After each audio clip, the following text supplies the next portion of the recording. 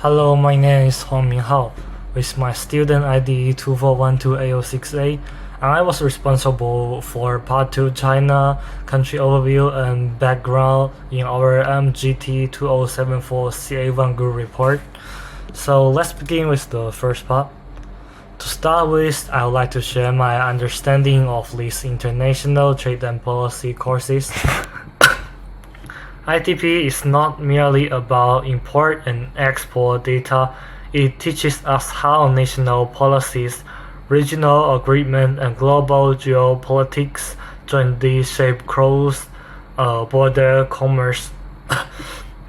It equips us with systematic thinking to evaluate how economics adjust strategies to gain trade competitiveness, which perfectly guided my writing of China background chapter. Then let's continue. My core task was drafting the full country overview section.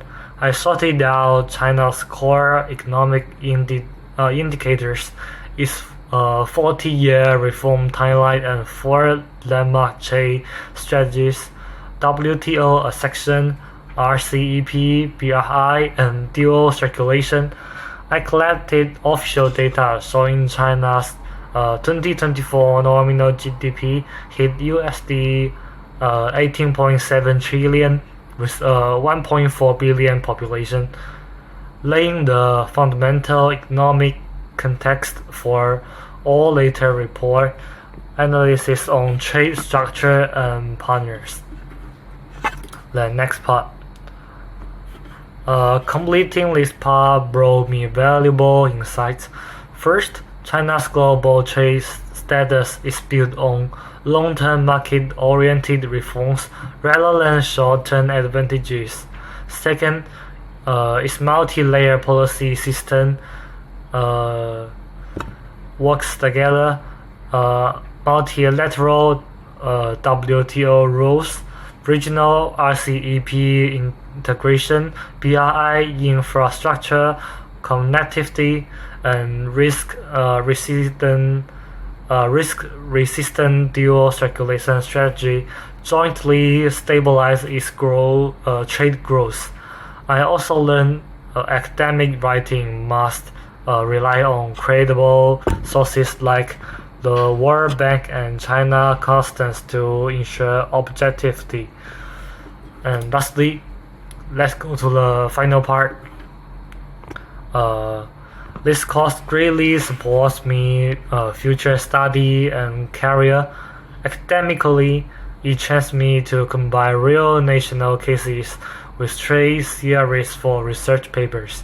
For my future career in international business, mastering trade agreement and national policy logic helps me access cross-border market risks and design diversified overseas expansion plans.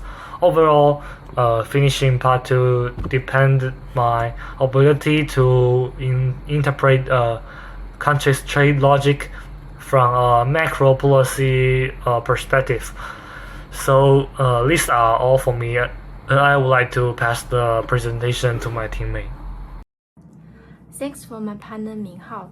After learning about China's background, I will continue by introducing China's import and exporter scenario. China is one of the world's largest trading nations. In 2024, its export reached around USD 3.58 trillion, while import totaled around USD 2.59 trillion. This figure shows China's important role in global trade and international supply chains. Let's first look at China's major exports. As shown in Figures 1, electrical machineries and electric products are Chinese largest export. Chinese largest exporters categories. Others major export include vehicles, test decks, and furniture. China's strong manufacturers capabilities, complete supply chains have helped the country remain highly competitive in global marketing. In recent years, export of electrical vehicles, lithium batteries, and solar panels have also grown rapidly because of technology innovation and increasing global demand for the green engineer. Besides exports, China also imports many important products.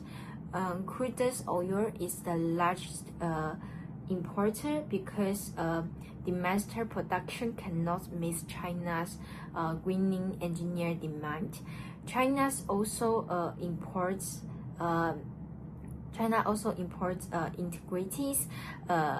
integrated circuits, which ensures for producing electrical products.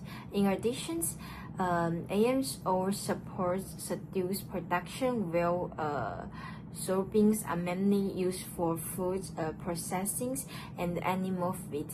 These inputs are important for supporting China's industries and economic development. Overall, China's trade structure reflects its roles as a global manufacturer's hub. China's mainly exports higher valuables manufactured products, while importers engineer results and advanced technology. Although China has become more competitive in technology intensive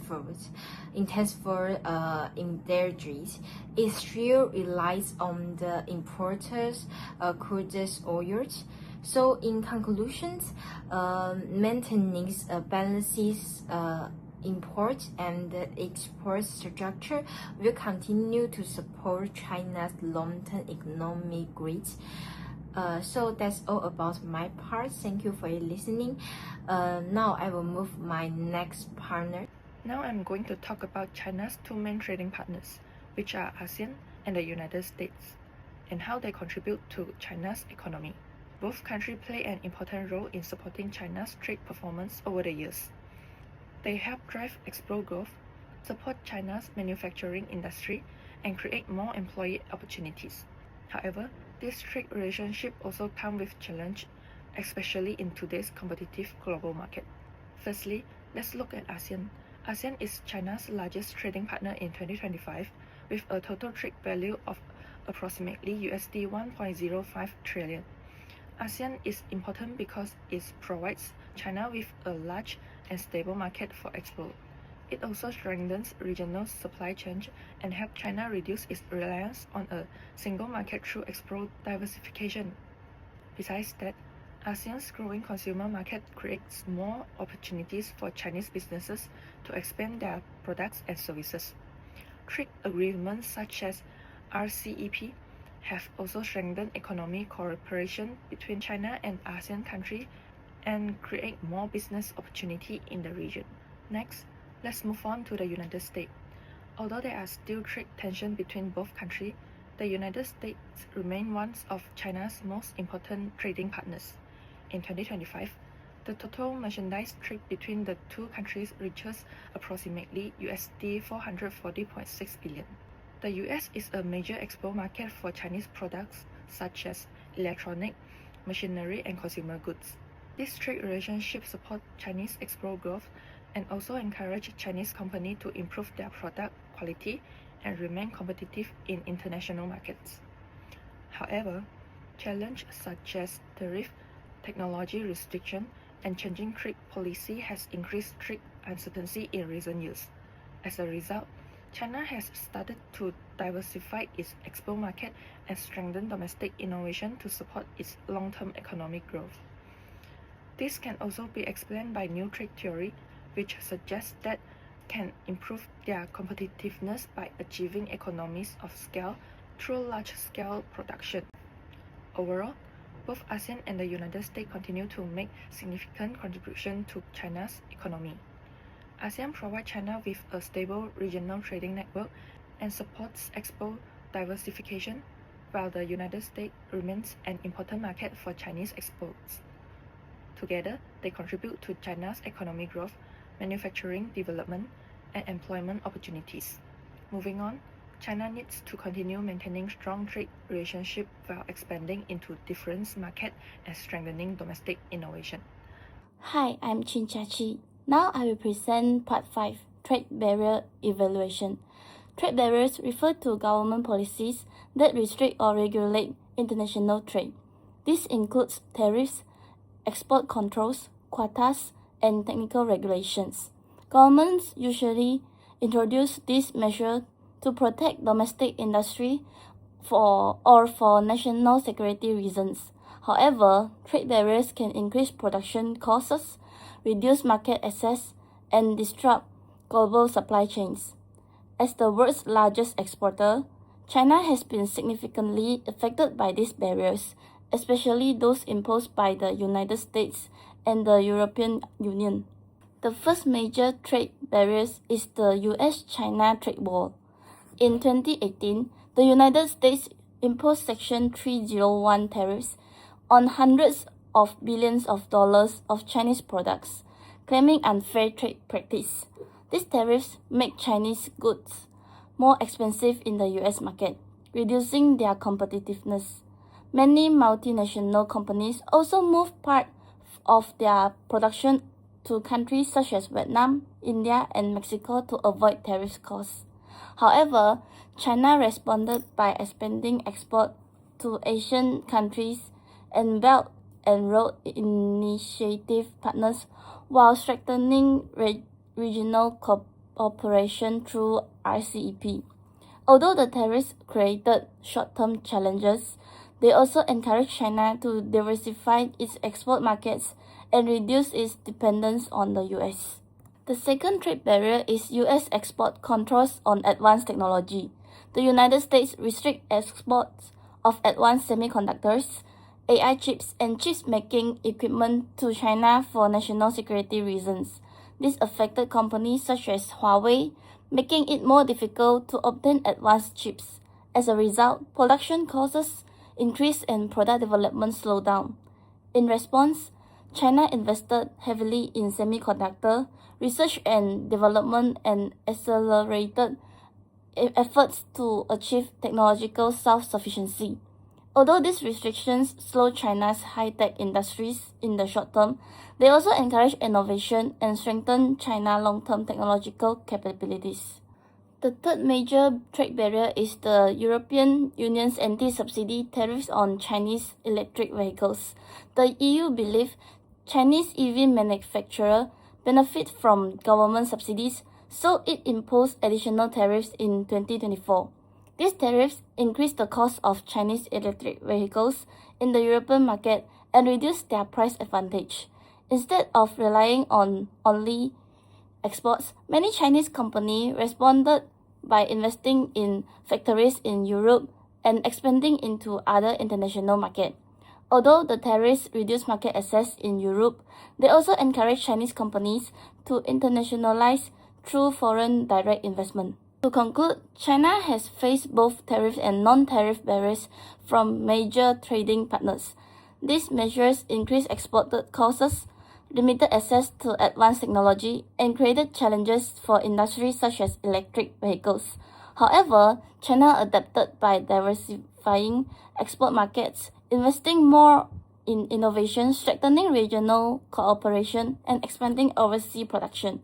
Overall, while trade barriers created short-term difficulties, they also accelerated China's industrial upgrading and improved its long-term trade resilience. That's all from my part. Thank you for the listening and attention. section, I will share my personal understanding of the international trade and policy, explain my contribution to our group report, and reflect on what I have learned. So from this course, I have learned that international trade is the exchange of goods and services between countries, while trade policy refers to government measures such as tariffs, trade agreements, and regulations that influence global trade. I believe international trade is important because it promotes economic growth, creates business opportunities, and strengthens cooperation between countries. This course has helped me better understand how international trade affects business and global economy. So for our group report, I was responsible for the theory application section. I applied 3 trade theories to explain China's international trade practice. The first is the comparative advantage theory. China exports products such as electronics, machinery, and electrical vehicles, while importing crude oil, soybeans, and advanced semiconductors. This allows China to improve production efficiency and remain competitive in global markets. The second is the new trade theory, which explains how economies of scale and large manufacturing networks help China reduce production costs. China's participation in WTO and RCEP also improve market access and supports international trade. The third is the strategic trade theory. China's government supports strategic industries such as electric vehicles, artificial intelligence, renewable energy, and semiconductor manufacturing. Policies like the Belt and Road Initiative and the dual circulation strategy further strengthen China's competitiveness. So through this assignment, I realized that no single theory can fully explain China's trade system. Instead, these theories work together. Comparative advantage explains China's export and import structure. The new trade theory explains its manufacturing strength, and strategic trade theory highlights the importance of government support. This assignment also helped me understand that international trade is influenced by both market force and the government policies. So move to the reflection part. This course has improved my understanding of international trade and global business. It also strengthened my analytical thinking by applying trade theories to a real-world case. In the future, I hope to pursue a job in international business. The knowledge I gained from this course will help me understand global markets, analyze trade policies, and make better business decisions in increasingly competitive business environment. That's all from me.